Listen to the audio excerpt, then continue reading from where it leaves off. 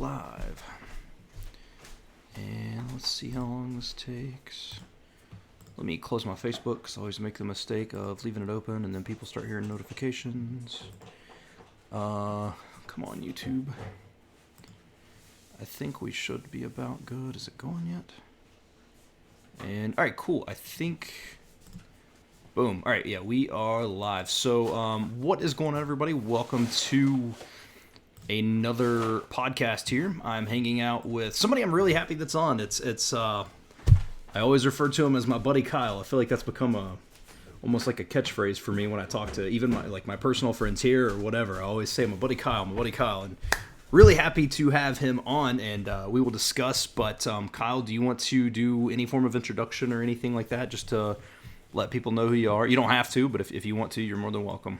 Sure. Yeah. I mean, I think probably the most important part of my introduction would be, sort of how we met, and I guess we can sort of save that for, part of the podcast itself. But yeah, I met Jonathan. I met you through Facebook. Goodness, I guess going on 4 years ago, I would say at this point. And we met in an Esperanto group on Facebook. Yep. And found out we were living relatively close by, and just decided to chat for a bit, and then met in person a few times. Yeah. So it's, I'm really happy to be able to chat with you tonight for a bit. Oh, sorry, my wife was asking me a question. I did not. I'll get it. That's the great thing about live podcasts. Sure. Yeah, absolutely. So me and Kai, so we were both studying Esperanto, and now for some reason I was telling the story on a podcast recently, and I don't know why I thought Emikimu was introduced after we knew each other, because I remember when Evil Dia, whatever his real name, Richard, was talking about doing it, him and Chuck Smith and all those guys. And so we actually, we met in the Duolingo Esperanto group on Facebook. Right. And then, we just became friends, because it was one of those things, and I know we've discussed this too, but it was almost instant friendship, because at the time, I know you loved Esperanto as much as I did, and I think you probably have a similar feeling about Esperanto to what I feel right now, like where we've kind of just... And we'll discuss that.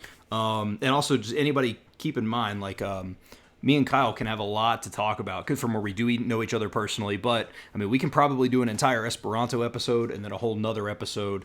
So just kind of stick. We're going to just kind of fill it out. And if there's a part 2, there will be a part 2. But we met in the Esperanto group. And it was one of those things where, oh, my God, somebody else speaks Esperanto. I think I don't remember if it was you. Somebody had made a post asking, hey, I wonder if there's anybody in, I think, West Virginia, because I'm right on the border, right. Which Kyle does not live in West Virginia anymore. He has moved. But it was like, hey, if you speak in West Virginia. And I was like, oh, what part? And I think that person may have been from, Wheeling or something. So, 5 or 6 hours probably for me. West Virginia's a pretty tall state in terms of that. Maybe not that far. My geography's not great, apparently. But... and then Kyle, I think, was like, hey, I'm near the Beckley area or the whatever area. And I was like, holy crap, man, that's 40 minutes from me. We must be friends and talk. So that's where that all came about. And I remember, so let's just jump into the Esperanto. We can tell, we'll get into Esperanto, going to NASC and all that stuff, and sure. And all that stuff. But let's just get into, so in terms of languages, we're going to get into the Esperanto, but we have to get to the Esperanto first. When did you start learning languages? Not Esperanto, but when did you start learning languages? Let's get into that first. Oh, okay. Geez.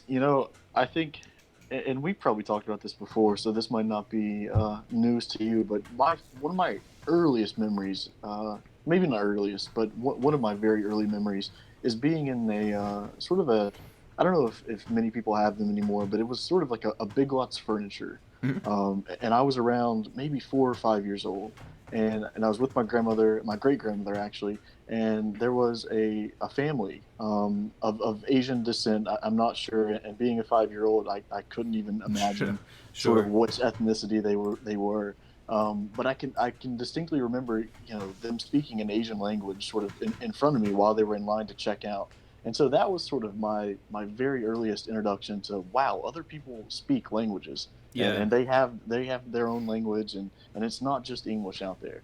And so that for me was, really, I mean, a big part of my I don't know, like language learning identity is that, that pivotal moment in my life where I realized all of a sudden, there are other languages out there and there are people around me who speak other languages. So Yeah. that was a huge step sort of in my own, discovery of languages. And sorry, my Yeah. headphones falling Oh out. no, you're good. Um, and for me, that sort of stuck with me. And I can remember, a few other times in my life. Of course, Spanish in middle school and high school. A lot of people complained about having to learn Spanish, having to do these classes. Yeah. And for me, I was always sort of like keeping it a secret that, well, I kind of like this because no one else liked it. Everyone else Right. thought it was annoying or a chore. So I had to be kind of like the secret weirdo who thought it was really cool. And so Spanish was the first ever language that I studied in any real capacity. Hmm. And that would have been, I was 12 or 13, I guess, at the time. And, I surprised myself sometimes with the amount of the written language. I can still, pick out phrases or Yeah. words here and there. So, Yeah. That's how I am with Spanish too. Like, I always. I mean, I guess it's because it's similar, but yeah, reading is a whole different thing. Now, one thing I want to ask because I can't remember who. I can't remember who I was talking about this. I don't think it was on a show, but I think it may have been. I had a Skype call 2 days ago. It was Saturday, 3 days ago. Working from home has made every day the same day to me. But sure. I was having a Skype call with. I think it was when I was talking to Matt from Matt versus Japan, and we were talking about just the process of learning languages, yada yada yada. And when you were young, like, and I didn't really think about this until whoever I was talking to mentioned it. But when you were young, did you think that every language was just a one for one word? Like it was just they used different words, but it was like that one for one exchange. Like, oh, wonder what the word for this is, even though it's actually more about like an actual idea or expression. Yeah, yeah, absolutely. And we can talk a lot about like conlangs and constructed languages, Mm, here in a bit. But I remember being very young, probably 12 or 13, around the time I was studying Spanish in school, and dabbling in creating my own sort of little constructed language. right. And at the time I was still thinking like, oh, I can just do a sort of one to one, word for word sort of translation from English, and that's a language. Yeah. So I think growing up, that certainly was a part of my understanding of language, was just that, you could look at a dictionary and memorize a list of words and then you could speak a language. Right. Obviously that's not the case, but Right. Right. I think that's probably maybe common. I don't know if it is or not. Yeah. And I think you had studied before, like I had met you. I think you had studied French as well, right? Yeah, yeah. So I had studied French, somewhat intensely in college, actually, for 2 years. Hmm. So I did 4 full semesters of French, and actually, did enough French to have a minor, in it in college. Unfortunately, my college was a relatively small university, and they didn't offer a French minor, so there's nowhere stating that I have that. But I did enough courses to Right. technically get one. Yeah. Um, yeah, so it was, that was a really great experience, and I really do, I want to reactivate my French. A lot of the vocab certainly has been lost, but those grammar patterns and the verb conjugations, they're still in the head somewhere. I Yeah. just need to sort of, like I said, reactivate it Yeah. and practice it more. Yeah. I've actually the more that I get into languages, the more I actually kind of approach things with a Steve Kaufman mentality, which is I know the saying is if you don't use it, you lose it, but I honestly think it's not that you lose it, you just become rusty. And I know that there's some things that probably could get lost, but I really like his idea and concept that you just need a day or two to kind of refresh because I've done that before. Like I can remember taking 2 years off of Spanish and being like, I know nothing, and then I would go in and do just a little bit of a refresher, and I was like, oh no, actually, okay, I understand all this now. Like, so I really think that it can come back. You just kind of have to reactivate it a little bit. Yeah, yeah, absolutely. And I've dabbled in French here and there.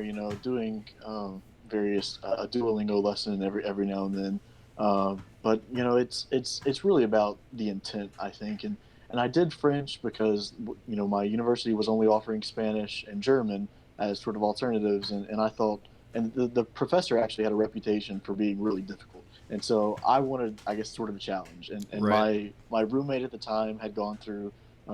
He was in the intermediate level French classes while I was in the beginner level classes, so we were able to sort of bounce those off of one another, and that was, part of the fun of it too, was that, I knew someone living with someone who was also learning the language, and then had a really great professor who focused a lot on conversation. And so once I got into the intermediate levels, it was actually only me, one other student, and the professor. So, for an hour and a half, 2 times a week, I basically had a private, French instructor. So Yeah. it was a really great class. Yeah, that's super super cool. Oh yeah.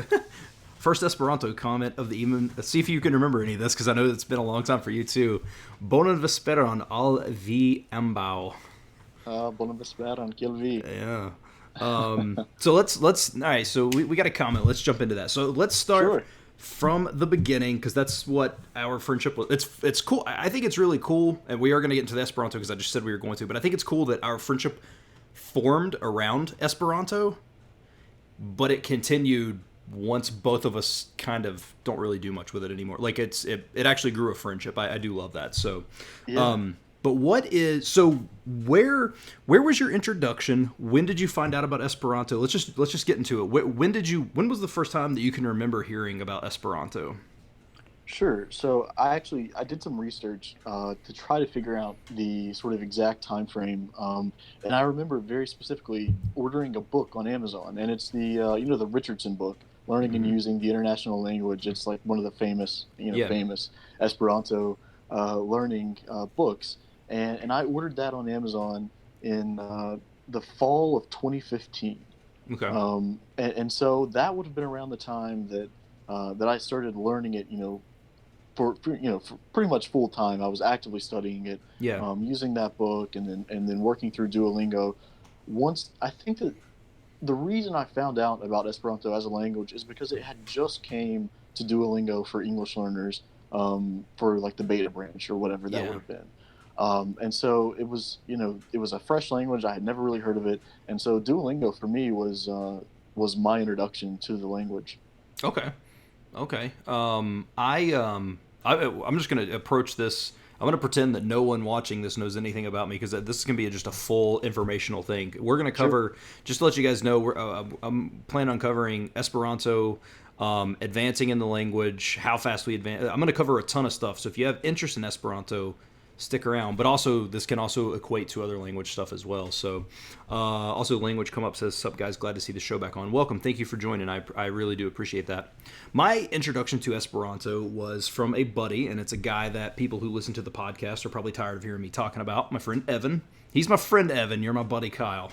Yeah, you have a So channel meme at this point. yeah, so Evan, my friend Evan, actually I think I may call him my buddy Evan too. I don't know, but the point is, Evan, I can remember I've always been into, or not always. I got into learning languages in 2009, and he would see me jump around from language to language, and he was like, "You need to look up a language called Esperanto," and I was like, "Okay, where?" Obviously the question is all, "Where's that from?" Whatever. And so he explained it to me. It's constructed language, blah blah blah. And the selling point from him was, a lot of people will learn it. And this was in, God, I don't know, 2000. He left America in 2014, and it was several years before that. So, I don't know. You just feel it. It was probably after 2010, because I had already started learning languages, but it was before 2014, sometime in that time frame. And he was like, "You need to look it up." He was like, basically, a lot of people will learn it because it's an easier language to learn, just especially grammatically and stuff. And he was like, a lot of people will learn it because it can kind of train you how to learn a language. And so he told me about it. But at the time, where was this? Like, even if you think about it, man, in 2012 and 2013, YouTube wasn't what it is today. Like, Sure. so I didn't really know where to find information. I mean, I could have Googled it, I guess, but like it was kind of out of sight, out of mind, because I don't even think I signed up on Duolingo until 2013 or 2014. So, and then it came after, obviously, but so that was my introduction to it. Now, were you kind of privy to the idea that it was supposed to be this just magically, wonderfully easy language to learn, or anything like that? Yeah. So I think the big selling point for me was that none of my friends, all of my friends had an appreciation for other languages. This would have been, a lot of the friends that I went to university with, I grew up around too. And, while none of them had anything against language learning, but they just didn't have that interest. And so Yeah. I learned about this super easy to learn language, and I thought, this is it. I was like, I'll get my friends into learning this language, and we'll all have our own little, secret code to speak. Right. Um, and for a while, a couple of them did, and we chatted, and it was fun. But the more I studied it, the more I realized how quickly you could form fairly complex sentences after a couple months of studying. Yeah. And so getting some basic resources using Duolingo, I was seeing myself make faster progress in Esperanto than I was in French, which I was Yeah. studying academically, and it was Right. like part of my responsibilities as a student was to go to French class. Right. But I found myself wanting to speak and learn Esperanto more and more. And so for me, it was never about like I dabbled in getting to understand like the philosophy behind Esperanto and learning about Zamenhof and things like that. But Mm-hmm. that came much after I spoke the language at a basic level. For Right. me it was more about like, hey, this is a super easy to learn language. You've always loved languages. Why not just dedicate some time to learning to speak it? And Yeah. so that's what I did. Yeah. That's I well, and you may be like me, but well, and I know that you are to an extent because you talked about learning about Zamenhof and kind of the entire concept behind it. I got into Esperanto for the ease of it because I was like, oh, it's an easy language, and also people have to understand when people say it's an easy language. I want you guys to understand it's still learning a language, okay? Attaching the word easy to it doesn't make it necessarily, it's not it's easier, and I would say that's even based on your language. Like, I'm sure if you were a native Chinese or Japanese speaker, or just any like Eastern Asian language speaker, it'd probably be hard. But for people who would speak a Romance language, or probably even Polish or Russian to an extent, I know Zamenhof was Polish. He was, yeah. Yeah, so I know that it'd probably be a little bit easier, but it's still hard. But I got into it for this idea of ease. Oh, that'll be everybody's obsessed with this idea of how many languages are under your belt, and I was like, that's one to add to it. But I stayed for the fun and what I've found, and it's got its own little weird culture that's kind of developed. So that's why I stayed for it. Now with your Duolingo course, you finished the course as well, right? I did, yeah. Yeah. And I will say too, and we can talk a lot more probably about the culture and sort of the people who the I guess saying a normal type of person who learns it is a bit stereotypical, but there certainly is I would say subsets of people who learn the language that Yeah. aren't always considered, I guess, mainstream or Yeah. whatever. Um, but yeah, so I finished the tree, and actually I think So you, if memory serves me correctly, I attended NASC, which is the North American Summer Esperanto courses that is hosted by Esperanto USA and the Esperanto Studies Foundation. Um, I think I finished the first time I went to NASC. I don't know if I had quite finished the Esperanto tree on Duolingo, but I was really close.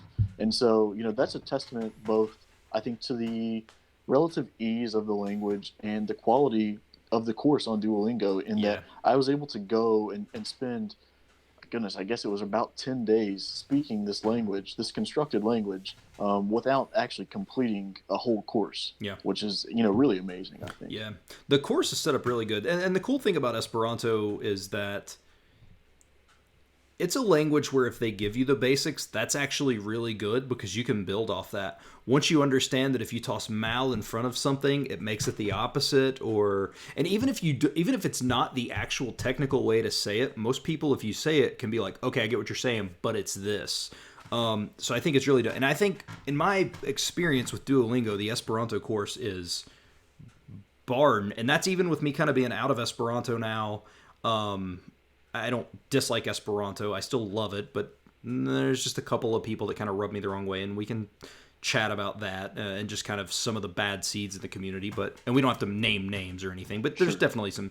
But there's definitely it's set up really well, man. It's set up, and it's one of the only languages, I've mentioned this before, it's one of the only languages that has, and I quote, native audio. Right. It has audio. Yeah, absolutely. And here's a funny thing about the audio. So my girlfriend and I haven't mentioned her on here, but she is Vietnamese American. Her parents immigrated to here to Pennsylvania from Vietnam. Several years ago, and so she was born and raised here in Pennsylvania. But she dabbled in Esperanto after learning that I spoke it fluently. Mhm. And I actually I discovered that a good friend of mine who I have met, in the Esperanto speaking world 2 times in real life, his voice is now featured in the Esperanto course on Duolingo. And Nice. so that was a surprise to me, and I had to like do a little bit of research to confirm that, because I heard the voice and I was like, I know this guy. How do I know him? Right. And so yeah, it turns out that he is the voice, or one of the voices, Uh, for the Esperanto course on Duolingo. Yeah. Yeah, man. That's that really took me aback. Like, I know I complained a little bit about the audio sometimes, but it wasn't the audio. It's more of my ear wasn't trained, and that's a Mm, big thing that people, the audio is not bad. It's how people speak. It's you literally have to train your ears how to hear that. yeah, for sure. But I think one thing I will say about Esperanto in terms of the course and when you're listening though, I always hated verb conjugations in Spanish and stuff, but after hearing people speak Esperanto and as is os sounding so similar, especially for people who are beginners that aren't pronouncing them correctly, Mhm. I understood why verbs were conjugated in other languages. Sure. Yeah, yeah, absolutely. I think that's a valid point, and really, I never struggled too much with that. But I certainly can see, as the need for languages to change and evolve to be better understood. I think that's a great point, and probably something that Zamenhof, he may have been aware of. I'm not sure, but I think that's certainly a good point, and Yeah. to being able to make distinguish to understand those sort of distinctions between the sounds for the conjugations. Yeah. So yeah, good point. Yeah. And the other thing I thought that was kind of difficult in the beginning was getting used to all the words are so similar. Like related words are similar in sound, right? She, li, like the like all of those are kind of Sure, the similar. pronouns, V, right? and then yeah, and then of course kia, chia, like all the what are they called? What do they call them? Correlatives. Correlatives. I was about to say superlatives. I knew that wasn't correct. Yeah, correlatives like who, what, when, and then of course you've got different ones for different situations. Like, and they're all just the same word. It seems like, but they're Yeah, different. sure. Yeah, that the correlative chart that everyone goes crazy about, and that Duolingo Esperanto learners, whenever they're first, trying to wrap their head around, these words, Hmm. oftentimes, there's that famous chart, the grid, and Yeah, it took me, I guess, a good year of studying the language to really understand what that chart was trying to do. And yeah, so, um, but yeah, and we don't have to talk about Ito or other constructed languages here, but right. that's one of the things that Ito tried to address, in that Reformation, was to try to create a bigger difference in between those correlative words. Yeah. And so, if you ever thought that there would be a plug for Ito on the channel, Yeah, here it here it is, is. right? Yeah, I've never looked into Edo or the only other constructed language. I actually got into a habit or into a phase where when I was learning Esperanto, there's the channel on YouTube called like Conlang Critic or something like that. Yeah, yeah. That does really really cool stuff. But the only other and I am gonna do it at some point, but right now, just 100% of my time is on Japanese and will be probably for the foreseeable future. This is the first time I've actually done something and I've actually ramped up instead of down. Normally I start hot and then it kind of drifts off. I started really good and each day I'm like, I could probably do a little bit more. Like so hopefully, and I chatted with Matt about burnout and stuff like that, and I've got some stuff in place to, but anyway, the only other language I really, really want to learn in terms of that, like constructed, is Tokipona. Yeah, yeah. I really, really want to learn that. I know Aaron from Finktan Languages is a huge Tokipona fan. I think he just released some short stories, and I believe Tokipona, like he has a Tokipona version, I believe. Oh, that's cool. But but yeah, I also completed the Esperanto tree, which it's not. I don't know if you've been on in a long time or not, but that is no longer complete because they constantly update, which is incredible. Oh, wow. So there's some new stuff, but I did. I think if I'm not mistaken, I think that's the most viewed video on my channel is completing because I just took like I was so pumped. I can remember posting the updates and the countdown for it, like oh my god, like I've got 8 lessons left, or I've got I literally have just this one thing left, and I remember the last one I was like, all right. And what's funny is that stuff I probably couldn't tell you at all now, but the stuff earlier I was so like I wanted all those gold whatever tree Yeah. like parts of the tree or whatever, and then as it went down it would get less and less because I was just like I want to finish this, man. I'm at the checkpoint. I'm at the end. The end is in sight. I want to get to it. But I did complete the tree, and like I said, it's I haven't completed any other tree on Duolingo, and I probably won't, especially since I just deleted all the applications from my phone, so it definitely won't. But it's the only thing. So my only and this is I'll give you guys a testament to how good Duolingo is for Esperanto. It was the only thing I learned with. I didn't do the Teach Yourself Esperanto. What's his name? Tim. The guy that just wrote like the new complete Esperanto guide. You know what I'm talking about? Yeah, it's either Tim Owens or Tim Price, but I Yeah. mix it. There are two Tims, I think, in Yeah. sort of the prominent Well, Esperanto and groups. Tim Morley did a really famous Oh yeah, TED the Talks TED about him Talk. too. Yeah. Yeah, yeah. But he come here, buddy. My cat wants to be beside me. Come on. But so that book wasn't even out yet, like the new complete whatever. So the only thing I did, also Nelson Paris Salutan. And I went. So the year you went to NASC twice, right? I did. Yeah. I went to NASC once for one day, and then I had some family issues come up, and I had to unfortunately leave. But Duolingo was the only thing I did, and I went down there. And now, when I first got there, it was kind of like a shell shock, and I was kind of lost for a second. But then once I kind of stepped back, and like once we went to that like restaurant and the whatever that bar, it wasn't a bar. Well, they did have like a bar. You know what I'm talking about, that little restaurant we sat outside at. Yeah, maybe in the brewery that was Yeah. right Yeah. out there. Yeah. And then we went back and all that stuff. Like, I didn't speak a lot, but at no point was I ever lost in conversation. Yeah. And that is insane to just do the Duolingo tree, not be exposed to conversation, any kind of native material, which there's, I don't even know if Evil Dia is still making stuff, but like that was the only stuff, and I was good. Like I could hear it, and I was fine. You could speak circles around me, and I know that you said a lot of that was from NASC the year before. Yeah. Absolutely. So, and what, so let's talk about NASC. I know what NASC is just based on being in that Esperanto group, but I know that you've went through a full experience of it. Now, the first year you went, you were in the intermediate. I was. Yeah. So as we said before, NASC is the Nordamerika Somera Cursaro de Esperanto. Mm-hmm. That's the Esperanto, I guess, phrase. So the first year that I went, I guess that would have been the summer of 2017. I jumped right into the intermediate stage. There were a few, I think, grammar lessons that I struggled with. Relatively minor things because the grammar is so simple. But Sure. really, it was less about what's right or what's wrong, and more about like is this actually spoken Esperanto?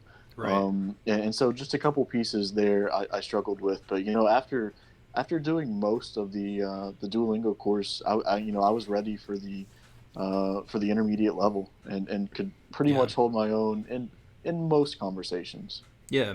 Yeah. I can remember. Man, I'll never forget getting out of the car down there in Raleigh, North Carolina, man, and you were just like, and I was like, all right, well, he's got it. Yeah, so you took the intermediate course, and that is, you actually, for people who don't know, you you go to a class every day. Yeah, Like, yeah, you do. and it's set up. You have like there's like a lunch, and then like there's just Esperanto activities. Right. Yeah. I mean, I would say that, um, not like probably not like high school, but certainly, imagine that you're in sort of like you're in a semester at a college or a university, and you're there for 10 to 12 days, and all of your activities are in Esperanto. You're going out to breweries in Esperanto. You're having lunch and dinner with your classmates and your friends that you make there in Esperanto, and Mm-hmm. so, all the instruction. I think in all of the courses now, there's only Esperanto spoken. So there's no English. I mean, yeah, no English, Yeah, with the caveat that there's an emergency or if you really need help with something. yeah. But yeah, no, it's immersion, and it really does wonders for people who want to learn the language. No, it absolutely does, man. And it that sounds a lot more like pressure and anxiety inducing than it is. It's not bad, because everybody there is there for the same thing. It's for the love of Esperanto. And like any time when I was down there, I remember when I first got there and you were going to get, I think, the room. Somebody else was asking me a question, and no, I can't remember the guy's name. I still to this day could see his face, but he was asking about videos, and I remember I used the wrong part of a verb, and I was trying to tell him that I vlogged every day. This was when I was doing my main channel, and I was still Was I still vlogging? No, I don't think I was. No, because this was in July of 2018, and I stopped vlogging in May of 2018. So, I remember he asked a question, and I said something the incorrect way, and he knew that I said it incorrectly. So it was kind of one of those things. He slowed down and he spoke. He didn't break. He didn't break, and he didn't start speaking because that's a lot of people will just be like, oh, okay, blah blah blah. He just spoke very slowly and tried to make sure that I understood it. So it is a very, like I said, it's not one of those things. If you get there and you don't understand, they're just gonna be like, well, you're an idiot, so let's just keep Yeah. talking over you. They're gonna slow down. That's what they're there for, is to help you. Yeah, absolutely. And I think that, um, the last year that I went in 2018, when unfortunately you weren't able to attend the whole time. I think that whole sort of week and a half, however long it was, I felt so much more comfortable speaking Esperanto that I wasn't even really there to learn to speak anymore. I was just there to practice and to Yeah. engage with the community. And I think I did find myself helping people who were asking about a piece of grammar Right. or some vocabulary or something. And so I feel like I spoke more English on my second trip to NASC in one day than I did the whole time I was there. For the first time in 2017. Yeah. Just a couple words here and there just to help people out. Explain what a vocabulary word was or something. Yeah. And so, it really is. I mean, it's such a helpful community, and I think that the greater online Esperanto sort of world has its struggles and weird and different personalities, doing things on the internet where they're not face to face. But there at NASC, I think everyone Oh yeah. is so helpful and kind and really there just to learn and to practice and to be Yeah. friends with people, and Yeah. it's great. Yeah, no, I agree completely. I didn't have I didn't have much experience. I had basically, for anybody, just a very short story. My grandfather got extremely ill, um, which he made it another 2 years, well, year and a half. But it was very bad at the time. And so I had to leave. But the day that I was there was very. I mean, because you're on the campus. I don't even remember what the college was, but you're on the campus there in Raleigh, North Carolina. There's restaurants all around, so I mean, you can go. Like, it's a very cool experience, and yeah, everybody was there to help, and everybody. And the thing is like, no matter how bad you think you are, there's somebody there who doesn't speak as much as you. I don't care if Yeah, this is if for it's your sure. first day. They had a couple of not representatives. I guess they did like a thing for the college where you could do it for extra credit. So there were people who had never even heard of the language that did it for 10 days just to do it for extra credit. So I mean, you're like there, and your age. You're not going to be the youngest person there, and you're definitely the people that that were rooming beside of me in the college dorm room, were two older I mean, probably, I would hate to say their age, and somehow they would see this and then be like, "What? but like, I mean, they were probably upwards of pushing 70. Sure. Yeah, Um, absolutely. And about age, I would say that the age range there at NOSC both times I went was anywhere between 80 years old all the way down to, goodness, 8 or 9. yeah, Some people bring their children, and that's their sort of exposure to yeah, the Esperanto speaking world, and I think it's great. And yeah, you can the best part about it is that depending on their level of ability to speak, certainly it can change what you're able to say to them. But everyone, you can walk up to anyone there who's there for the course and have a conversation with them, and they're yeah. more than happy to do it. Yep. And that's the thing. I had talked to you about this before, that the reason that I stuck with Esperanto for so long was because, and I have backtracked on this, and I've said it, and I'm not just saying this because you're dating a Vietnamese girl. I've said this a million times. You can reference this on my channel as many times as you want. The only other people are the Vietnamese. But Esperanto, if you go to somebody in chat, it's never this like, I don't really care. It's, oh, I want to speak with you, right? Right. If I go to a Spanish speaking place in America here and I'm just like, oh, let's practice Spanish. I mean, you might get somebody who's like, oh, okay, but like, it's not really like, okay, whatever, we can speak for, but it's not like, oh yes, let's talk. I would love to help you out. I mean, Sure. you do get that from time to time. Like I said, the only other nationality I've ever in my life seen that with. I think I may have even told you that sometime down the road, like after we kind of departed Esperanto, and I was like, I'm looking into Vietnamese, and I was like, these Yeah. people, like, dude, they'll help you all the time. But yeah, it's one of those things, man. Like, and I think the further you get into it, get into Esperanto, get into the culture, get into all that stuff, you really see that people, I don't know, man. People just love, because you're not learning Esperanto because you have to go to the country, because it's not in a country. I mean, there's Esperanto speaking parts of probably almost every country, but like, I mean, and not parts, but like people who speak it. Yeah. I do know that there's some like Esperanto cafes and stuff like that in places, but like, you're not learning it for that. You're not having to learn it for work. You're literally learning it because of the love of it. Yeah, So absolutely. so people want to speak. Let's see. Hold on. I got showed up late. What did I miss the first 30 minutes? Me and Kyle introduced, and this will be up on the channel. Usually goes up pretty quickly. Just however long YouTube takes to put the stream up. But just me and Kyle discussed our just history of meeting each other through Esperanto up through just kind of currently where we're at. It's kind of a linear timeline. It's hard to explain there, but yeah, check it out. Some really good stuff there. And Marissa Longo says, I'm here for the next 15 minutes. Hello, welcome, welcome. Hopefully you can get some enjoyment out of the next 15 minutes. So at NASC, you that's when you said that you told me that. I don't really, but like your conversation skill went to a whole another level. Yeah, yeah, absolutely. I would say that after the first course, and then my study sort of in preparation for the next summer, because as soon as I went through the first time being there, I knew I had to go back. Mm-hmm. I felt like I made such an improvement in that week and a half, that I knew that if I really wanted to become fluent in the language, I had to go back the next summer. And so after that first week and a half there, I studied a ton, read a ton of original works of literature, because Mm-hmm. there are a lot in Esperanto, which is Yeah. something that some people don't know. So I spent time reading some of the classic works of literature, lots of poems, and just preparing, building my vocabulary base, so I could have more complex, I guess, sort of conversations.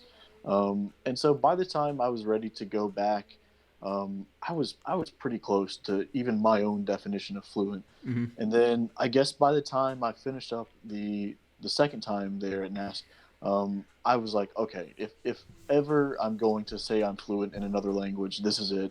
And so I consider myself a fluent speaker of Esperanto, which Yeah. is crazy still sometimes to even think about it. Yeah. I mean, one thing that I've always said about Esperanto in my channel, and I will defend it regardless of if I speak it anymore. I mean, I could speak it probably. Like, I could probably say, a couple things, and it might take me a little bit to kind of refresh my brain, but like, I will always be eternally grateful and indebted to it, because it taught me how to learn a language. Yeah. It taught me that I could learn a language. And I mean, I've met a lot of really interesting and cool people along the way because of it. So I will forever take up for Esperanto because of that. Sure. Yeah, I think so. I'm really along the same lines as you. There's so many people I wouldn't have met, and so many like weird pieces of knowledge, especially about other constructed languages, that I never would have like learned had it not been for like my interest and learning of Esperanto. So it really, for a long time was a big part of my life in a way. Mm-hmm. And it just, it sort of gave me a different perspective on Yeah. language learning and on different cultures and I think it did, I mean, it really did make me a more, I think, open person. Oh yeah. And which is like crazy. Your people are on the podcast are probably hearing that and they're thinking these guys are crazy for saying this about, this made up language. But, learning it really did expose me to so many different things that I wouldn't have like ever learned about, had it not been Yeah. for it. Yeah. Yeah. I think the one thing that I took away from a lot of it is, especially just even going to NASC for a brief minute, is how huge Esperanto is to be constructed. Yeah. The woman that was my teacher was, what was she, Ukrainian? Or you know what I'm talking about? Where was she from? She was somewhere from like, Was it Katalin Kovacs? yeah, Yeah, she's Hungarian, I think. Hungary. Okay, yeah. So I mean, and she like comes here to teach. Like it is a humongous Yeah, thing. for sure.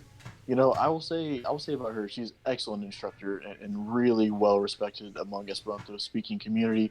Her husband actually was my first Esperanto teacher at NAS the first time I went. Okay. Yeah, and so they have a son who I think that they raised him as a native speaker of Esperanto, and they, Nice. each of them speak, a half a dozen languages, and so that Right. that family is really multicultural, really well versed in a lot of languages, Yeah. and getting to talk to them and meet them is almost like, oh, these are like celebrities, for the Esperanto Yeah. speaking world, Yeah. and so that was a really cool experience to get to know them a little bit better. Yeah. We can talk a little bit about. Let's talk about, because and I actually made a video for this. Connor from Language Czar made a thing about why he wouldn't learn Esperanto. And one of the things he hit on, he kind of, he didn't say it directly. I don't think, it's been so long since I've seen that video now. But like he talked about how Esperanto doesn't have any culture, right? Because you always associate culture with, if I go to Japan, it's just you're instantly in that culture. Esperanto absolutely has its own culture. Yeah, for It, sure. For better or worse, it does. It yeah. has its own culture. If you would go to NASC, and some people may think this is a negative statement, some may think it's a positive. I guess it just depends on what your view of the situation is. When you go there and you look around, you immediately know what that culture is. Like Yeah, it's you can kind of just tell. Like it's a very, and that's, I'm not saying that in a negative fashion, but it's a very like, kind of almost like, I mean, it's like a very folky, like, you know what I mean? Like it's hard to yeah, for explain, sure. but if you went there, you would know what I was talking about. I was trying, as you were saying that, I was like, what word is he gonna say? And I think like folksy, like that does kind of fit it, right? It's a little bit hippie, a little bit folksy, Yeah. like relaxed, kind of peaceful. A lot of people are into like sort of different alternative, I guess, ways of living. I mean, Yeah. there's a lot of people who do yoga, a lot of vegetarians and Yeah. vegans, a lot of very liberal, left sort of political spectrum people. Right. That's these are all generalizations, but there Sure. are a lot of sort of like counterculture almost Yeah. types of individuals there. Yeah. But it's just a quirky sort of community, Yeah. especially when you're there in person. Yeah. Oh yeah. Yeah. Yeah. Speaking of Johnny M's a big vegan. Yeah, a German reggae singer who German does reggae singer. Esperanto. Yeah. Speaking you know what? I'm gonna look him up here in a little bit. I wonder if he, I don't have it right here. I got him to send me, I bought his album digitally, and I was like, it sucks that America doesn't have it. And he said, send me your address and I'll send you one. So he sent me somewhere I have like a signed copy of the second Johnny M album. Nice. Yeah. Yeah, and actually, that was one thing I will say that. Man, I'm probably gonna listen to that tonight. Actually, man, I know that that goes against my Japanese immersion, but Johnny M made some good music. He really, I love. I listen to some of his German stuff too, man. He's a really cool guy. I like that dude a lot. Yeah, man, that album, I listen to it a lot. I You mean, it's introduced it to nothing. me. Yeah, it's nothing that I would normally listen to, but Oh yeah, because it was like it was new and it was fresh when it came out, and everyone who speaks Esperanto was like, recommending it to people who were just getting started, and yeah, and you know, it would I listen to it like under any normal circumstances? Probably not, but it was such a great piece of yeah. work that he did, and it's a labor of love. You can tell Oh because yeah, he has no delusions about like getting famous for an Esperanto reggae album, right. but he did it because he likes it, and Yeah, that's dude. what makes it so great. Did you watch the documentary he released about the making of it? No, I don't think He so. did. Hold on, let me see if it's still on YouTube real quick. Hopefully that doesn't change the image on my screen. But he did a he. I don't know if he put it on YouTube. I have it from where he sent me the physical copy. I have it there. Johnny M Music. Yeah, he made a documentary, man, on uh, what? Okay, let me type in Johnny M Esperanto. Esperanto.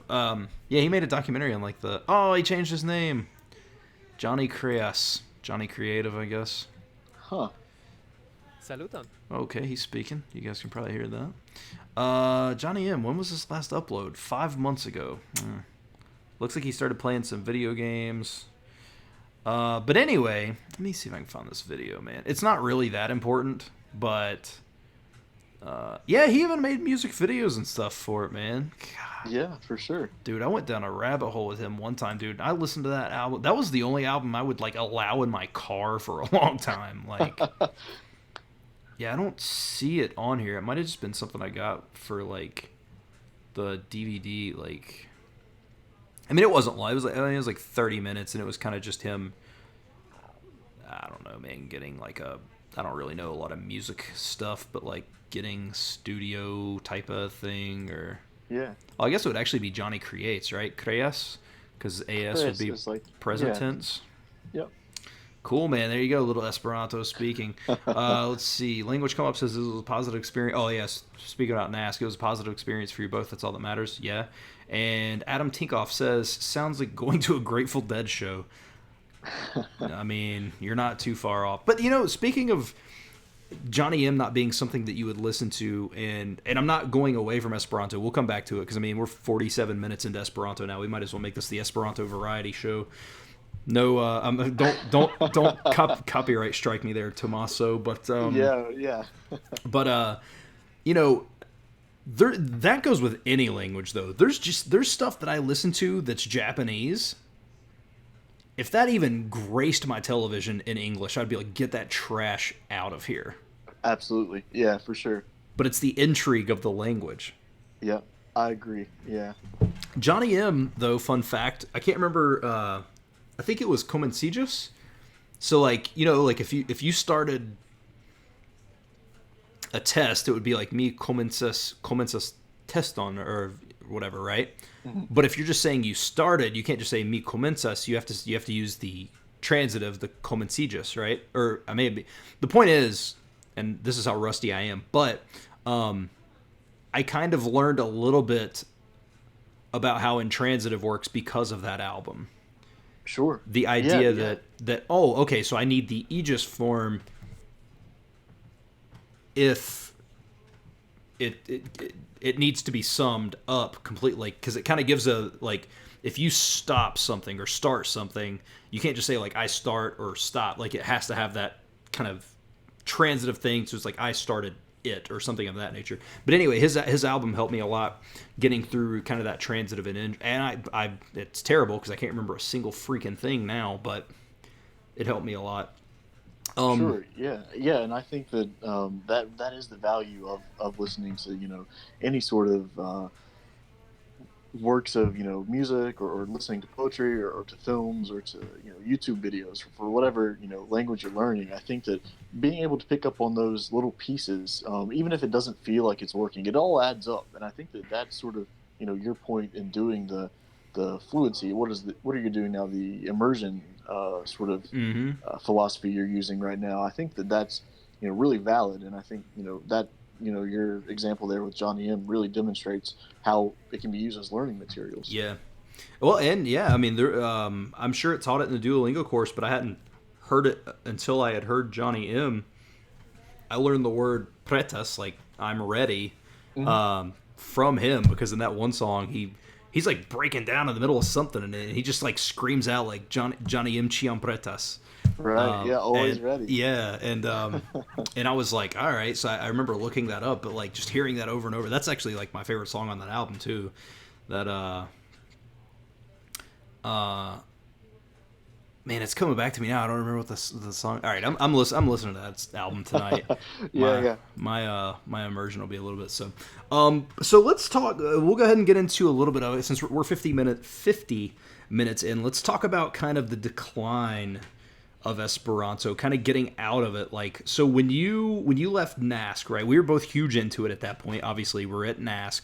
When did your kind of fall off start coming? Yeah. Sure. I mean, all this being said, like everything that follows, I still love the language and retain pretty much my fluency. I think to a point to where I would have no problem, going right back into it and speaking with anyone, no problem. And even like I mentioned earlier, my girlfriend had dabbled in it for a week or so, and she was asking me questions. She was more or less just interested because she knew I spoke the language. Yeah. But for me, I guess it was a month or so after coming back from NASC from the second time. I don't know. I ran into some comments on maybe it was some Facebook or Twitter, some social media, just arguing about whatever grammar part it Yeah. was, or some personalities just like almost acting like they were better speakers because they had done this or that. And so I mean, learned I've it. seen I that. learned it before Duolingo. I'm better than you. Yeah, I mean, I get it. Like, there's always going to be like people who have spoken it longer and Yeah. better than other people, but I think that sometimes there are attitudes for the Esperanto speaking community, among probably the people who did learn it before Duolingo or before the internet came around, who have this sort of different view of it and what it should Yeah. be and what it shouldn't be. And um, at that point I got kind of tired of seeing that, and I felt like it was becoming more and more like a bigger part of my personality. Like I was turning into like the Esperanto guy, and I didn't want that anymore. And so I Yeah. wanted to just take a step back from it and let people speak the language how they wanted to speak it, and not worry so much about who was saying what in what Facebook group. So Yeah. for me, I guess it was sort of some of the the very few personalities who wanted to sort of argue about the language that sort of turned me off of being active with it, Right. I guess. Right. My wife asked if I could hear her. But yeah. No. I that was kind of what got me. There started to be some, and what I really hated is like people would take something like people had this allegiance to Duolingo, which is fine, but like then let's say I can remember seeing people, and this sounds like I'm talking about one person, and I'm genuinely not, but even if they think that, I don't really care. But like I can remember Link got Esperanto, right? Mm-hmm. And so I can remember people even posting like, oh, okay, I think I even told you, I was like, Link got I think I told you that Link got or you may have told me, somebody. But anyway, I can remember people posting about it, and then there was kind of this mentality of there's errors in that. And I'm like, well, it's not a real language. So who cares? If it's getting people into Esperanto, that's what matters. They can figure out the corrections later, right? And I get you don't want to learn it wrong anyway, right? Like, I get that. But, like, if it's a massive platform such as Link is a huge platform. And if somebody's scrolling through and be like, what is this Esperanto? And that gets someone into it, Also, if you're going to criticize anybody, it shouldn't be Link. It's the people doing it. If you're not ready to Right. write something, because Link is all community based. Right. Anything that's on there, Steve hasn't done. He may have wrote the story in English or whatever, but he contacts somebody or somebody contacts him and they're like, I can translate this into whatever. And of course, he doesn't speak Esperanto, so how would he know? Like, Sure. and so I don't know, man. I thought that it was kind of just a weird thing where I was like, but this is like one of the larger, like obviously there's bigger, like Duolingo's huge, and then probably like I'm sure like Babbel would be like there's some bigger companies, but Link has a lot of freaking users, man, and like to just completely crap on something like that, I thought was really stupid. Yeah, and I mean, there's always like you said, the opportunity. It's a community created course, so rather than complaining about it, just go in, report the errors, and make suggestions. Right? I Yeah, mean, I think it has to be collaborative. It can't just be take this down because it's never going to come down. Right? yeah, It's out there. It's on the platform. Maybe they could have waited to make it go live, but at this point, if there are still errors, and you're seeing that, and you really care about the language and the community, just report them and make suggestions, right? yeah. I mean, report the errors and go on, because I don't think you alone are going to be able to affect a relatively large platform for language learning. Nah, dude, not at all. It's very weird. Yeah, just the ultimately what kind of turned me off of it, and I actually just started recently going back into the Duolingo group just to see, because there's still so many new people learning it, and that makes me really happy.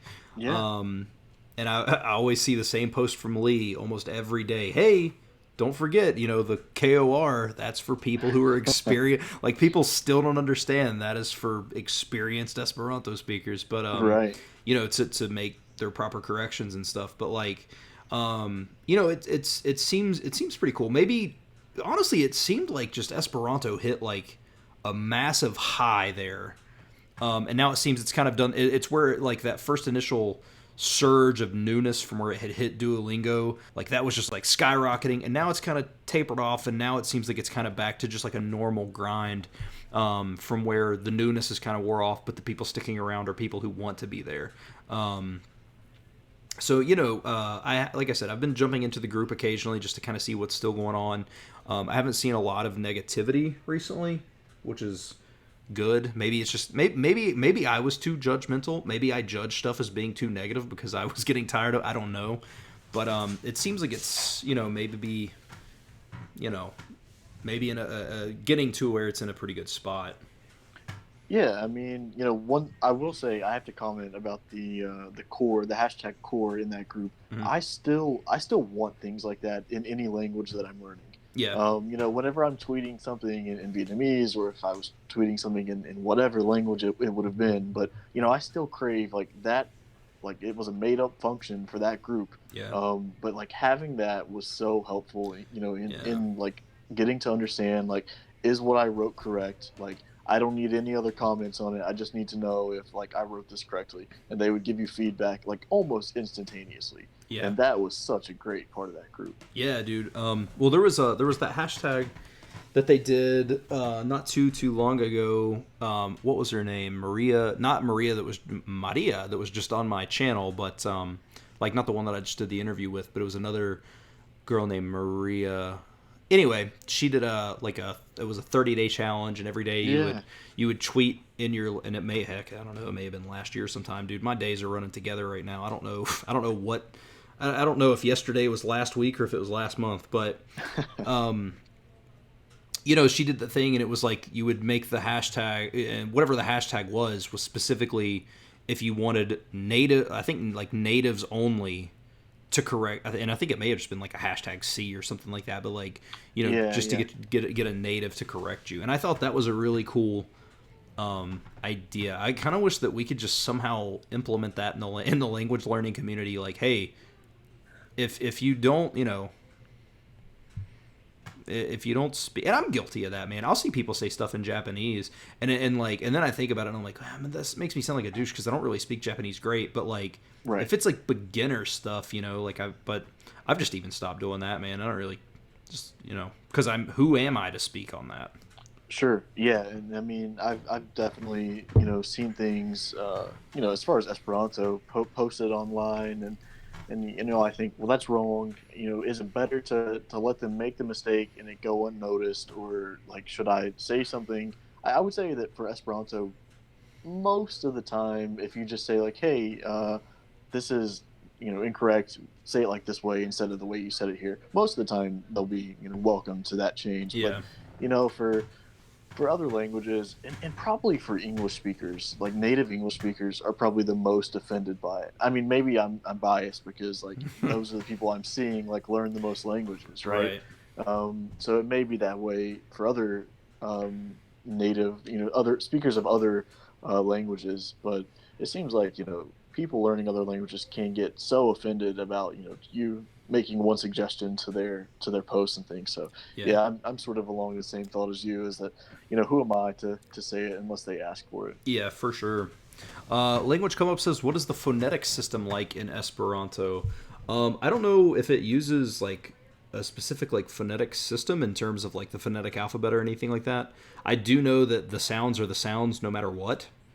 Like, Yeah, absolutely. I mean, the letters for the most part, 99% of the time make the same sound, which is a huge feature of the language. I would say, like, if you're asking about like what does it sound like, I'm not by any means an expert on languages or a linguist, and I've never studied linguistics, so I can't really speak to anything about the phonetic system. But I've heard that some people say it sounds a bit like Italian. mm-hmm.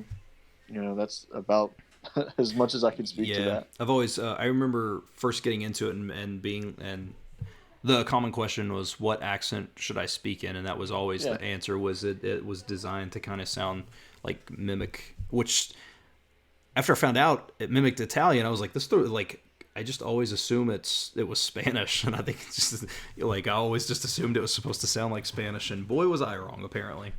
yeah. I mean, there are a few different ways. I think the R, for one, you can either trill it like Mm-hmm. in some Romance languages, or you can use like a guttural R.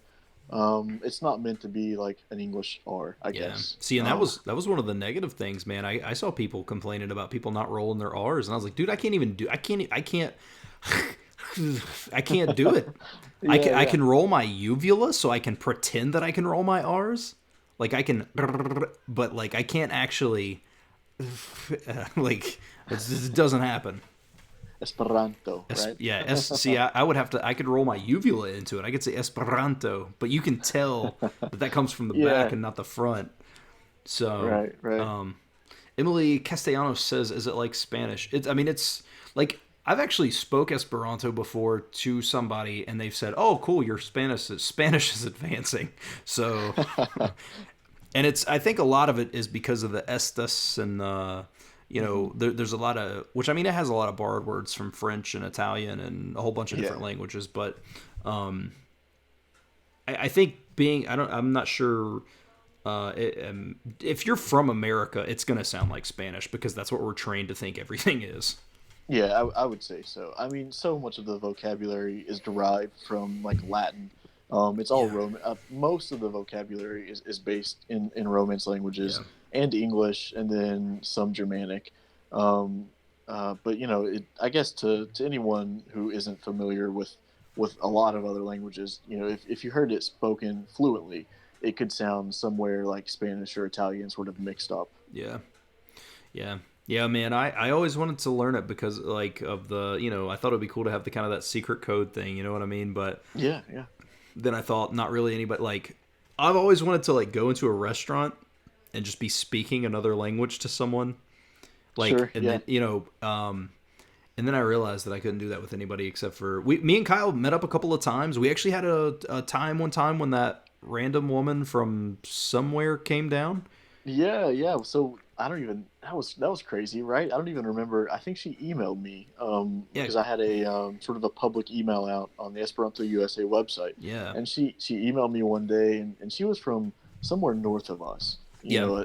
A decent ways away I too. think I like an think hour or two. yeah, an hour or two away, and then you were about an hour south, and so we met up sort of nearby where I lived in the middle, and had a couple hours where we all spoke Yeah. Esperanto, And the which is thing, crazy. yeah, and this is the crazy thing about that. If you guys really want to know how fast you can advance, correct me if I'm wrong. She had only been studying for a week.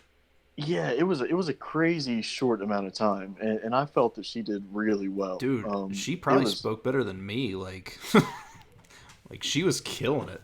Yeah, I mean, I don't remember. I think she lived like pretty off the grid, so like didn't have a ton of ways to get in touch with me. So I don't even remember. I think we were emailing, but I don't know if I ever heard back from her after that. But I thought that she did really great, and Yeah, so maybe if she sees this, it's we can say hi or something. yeah, But yeah, man. And then we tried to do where you can host events on Duolingo.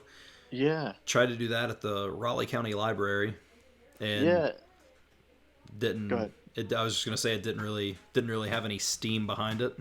Yeah, that was unfortunate. I had a guy, he was living in Huntington, which is, I mean, it's a little far, but he was willing to travel to meet up and chat with us for a while, and so he was all in. He was coming, and then got a flat tire like the day of, and so wasn't able to come. Um, but Yeah, it's tough living where you do now and where I used to live. People, they don't care so much about languages, yeah. and certainly not a constructed language that No. 2 million people or less speak. Yeah, yeah. That's the hard part, and that's I always think about like people in of course, right now it doesn't matter where you're at, and actually, it's probably more beneficial for somebody like me to be in a town where no one lives anyway, in the current situation going on. But for the most Sure. part, man, if you're in your Charlottes, your Richmond, your Roanoke's, your Charlestons, your Huntingtons, like and honestly, maybe not the Charleston and Huntingtons, but I'm sure places like Charlotte, like the bigger, even though I would consider Charlotte a small big city, it's still a big city. I'm sure there's like Esperanto, like you could probably have a weekly or bi-weekly Esperanto group. There would be enough people down there, I'm sure, if you could get the word out. Or at Yeah, New York City, I'm absolutely. sure has several chapters of Esperanto speakers. Like, Yeah, I mean, I would say, about Harrisburg, where I live. I've checked Amikumu. There's not anyone, right here in the city, but pretty close by. There are a few. Um, I haven't, tried to contact anyone just because I'm not actively, speaking or engaging with the language right now. But yeah, maybe a time will come, and it could be. I mean, it could be next week or a couple hours from now. I might decide, hey, I really want to get back into it. yeah, And if that's the case, then maybe I'll reach out to someone and hopefully, see if there are a couple people relatively close by. yeah. If you ever want to do that, let me know because Aaron from Fingtam Languages was wanting. He asked me if I wanted to do it, and I still may. He wanted to do a random video on his channel just in Esperanto, like no warm up or anything, just to kind of see where you were. He's a very good Esperanto speaker too, from what I've seen. Yeah, so I'm somewhat familiar with him. He was at NASC, I think, last summer, so I just missed him, right? Yeah, he went right before he moved to Thailand, which he's back now. He had to come back because I think Mm. Thailand was getting ready to do something where if you were there, you were stuck. Period or something. Oh wow. So Okay. he had to get out of Thailand and he's back, or maybe it was from where we were shutting the border. I don't know, but he's back in America now. Um, but yeah, yeah, I like Aaron. I actually found out about him through Esperanto. I was searching Esperanto, and he had a video about it, and I was like, oh, cool. That's where I met him. Adam Tikoff says, where is the largest group of Esperanto speakers? That's probably an impossible question to answer. There's probably not any place that has like, I would say just based on default population density, New York City. Like, Yeah, certainly in the United States, I would say New York City or Chicago, maybe. I know that those two cities have. Oh, well, you know what? It may be Austin, Texas. I think has a significant do Esperanto they? club as well. Yeah, Austin or Nice. Houston. It's Okay. one of those two big cities in Texas. Yeah. So yeah, I mean, anywhere that there's a large population for the U.S. anyways, Yeah. there's going to be at least some capacity an Esperanto organization there. Yeah. And like I said, like I know that people make fun of the idea of it, but Esperanto is a constructed language that has gotten to the point to where, across Europe, and I say across Europe very broadly because I don't mean like in every town, but in some of your bigger areas, like I'm pretty sure like maybe like Berlin and Germany and like Barcelona and Spain, maybe I could, obviously completely going off the cuff here on cities that I know, but there are Esperanto cafes, stores where it's all in Esperanto, or to what it can be. I know that there's certain town I've seen it because what's that dude's name? He added me on Facebook a long time ago. Neil something, but he's always Blogstein. yeah, dude. Blogstein, maybe. Yeah, I know the name. he's always posting stuff Yeah, for sure. where he's found. Oh, this isn't. It's literally just be like an Esperanto village, and it's like or Esperanto Square or something. So it's Right. weirdly everywhere, but strangely nowhere. Yeah, I think that's a good way to put it. I mean, I think that some of the Esperanto cafes. Maybe there's one in Tokyo, in Japan. Yeah, that sounds. That sounds like something Tokyo would have, right? Yeah, yeah. Caleb comments are starting to come in now. So Caleb Clardy says, "I'm definitely trying to get more people in Esperanto." I mean, do it, man. Don't make them. The big thing is, don't force them because that will make everyone hate it. That's the big thing. Adam Tinkoff says, "Cool." Okay, cool. Thanks. Okay, Caleb Clardy says, "Dallas. National President Phil Dorcas is in Dallas." So maybe it is Dallas, and I recognize that name also. Yeah, Phil. I think he would have been at one of the. Goodness, maybe the first time I was at NASC. I can't remember if he was there the second time, but the first time I was at NASC, they were just finishing up the U.S. sort of National Congress, the Esperanto National Congress, and I think he was there for at least the introduction, like opening night of NASC, and I think he spoke a little bit, so I'm familiar with him, in at least that way. Gotcha. Let's see. From Brooklyn, as am I. Okay, this is actually a good question. Vegan shiny symbols here. I can't read any of those. No. But anyway, what do you think the benefits are to... Okay, this is a really good question, actually. What do you think the benefits are to learning Esperanto compared to a language with rich history, culture like Chinese or Japanese? I am curious. That's a good question, but I would have an answer to that, but... Do you want to say anything first, or?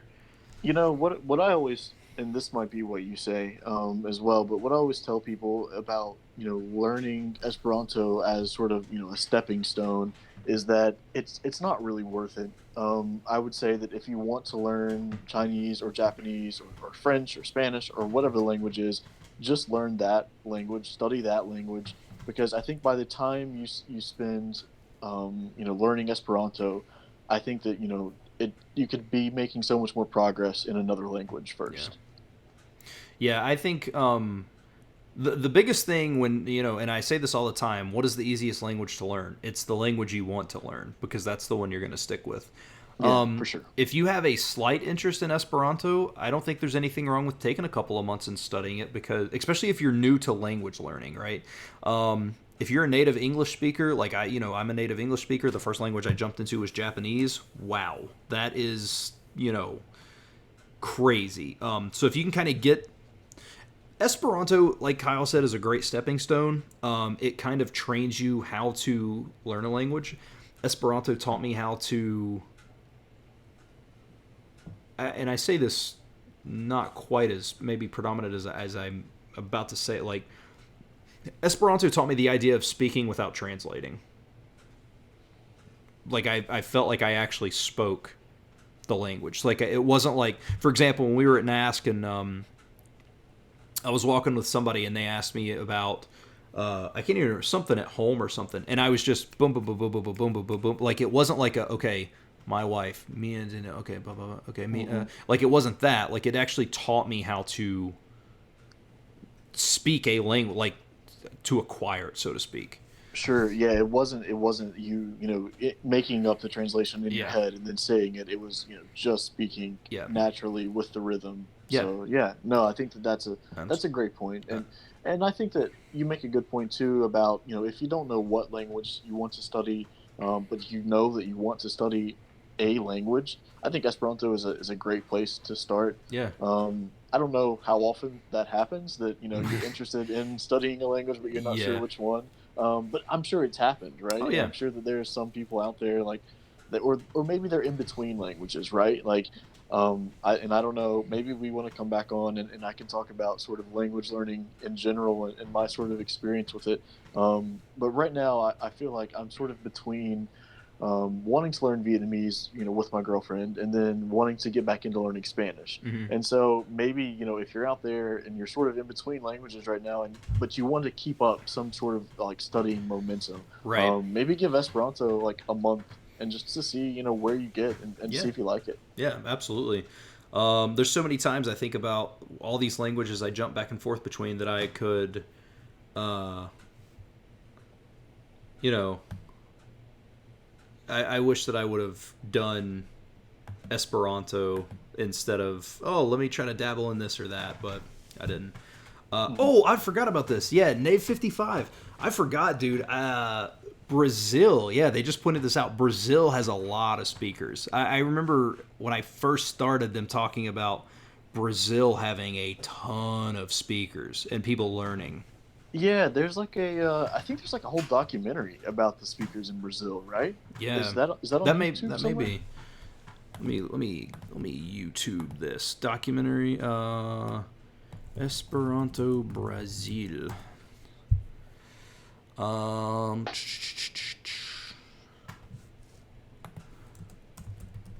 document. There we go.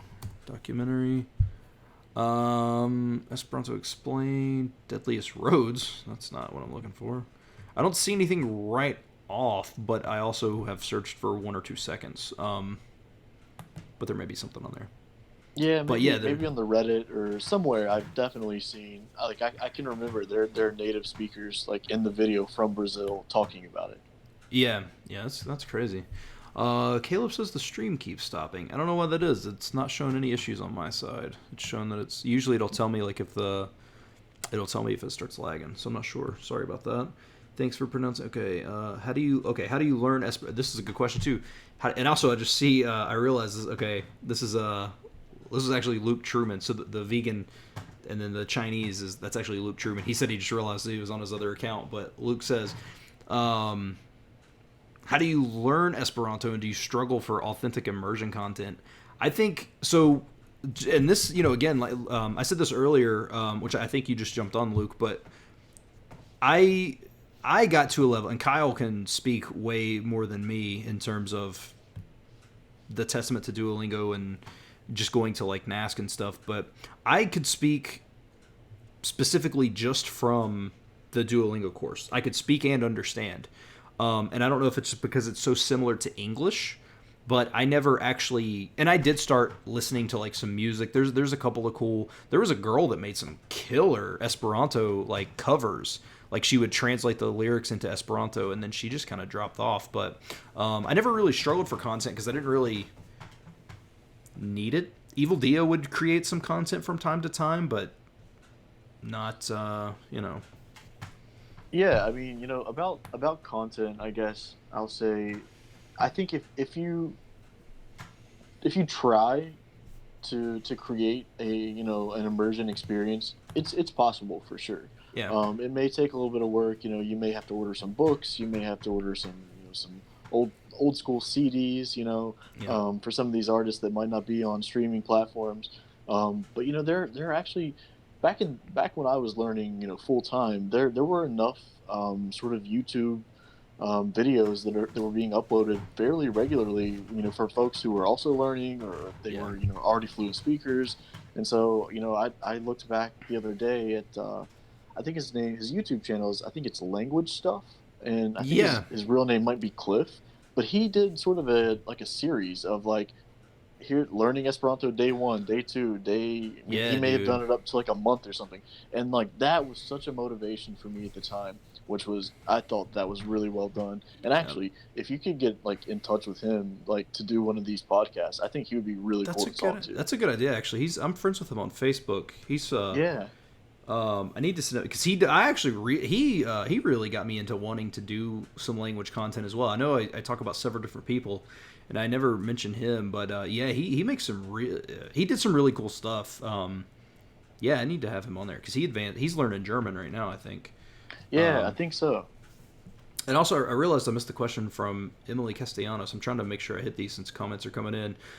She said, I told my friends if they wanted to learn Esperanto. I told my friends if they wanted to learn Esperanto, and they say just improve your French, but I want to learn another language to speak during class. My teacher won't know what we're saying. The thing is, though, if you're in a French class and your teacher speaks French and English, they will totally have an idea as to what you're saying. Maybe not exact, but they will have a pretty solid idea. All right, I got my BA in Spanish and French and Master's in Applied Linguistics and studied with the great Bill Van Patten. That sounds like a whole bunch of stuff that I have not done. That sounds way more advanced than anything I've done. Okay, that's Luke. There's a lot of Esperanto books and radio podcast materials, and a lot of them are from Brazilian creators. Yeah, like I said, that's what I wish I would have found that documentary. Of course, I should have looked for longer than 3 seconds. But yeah, I forgot about that when because you remember when they first started, they were like, oh my gosh, we're about at 1 million learners, and then it was like there's 3 million people learning Esperanto. What's going on? And I remember, I think I asked in the group, and I think it was what's his name, Chuck Smith said that most of those learners were from Brazil. Or a lot of them were from Brazil. That's interesting. I don't know why. Maybe there's some sort of weird tie with Zamenhof in Brazil.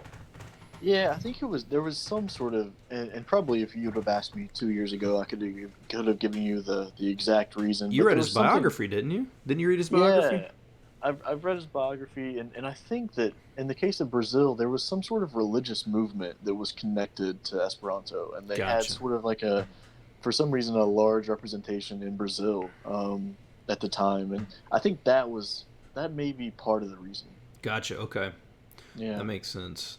I can't remember exactly, but I'm sure if you Google like Esperanto Brazil on like Wikipedia, there would be an answer there.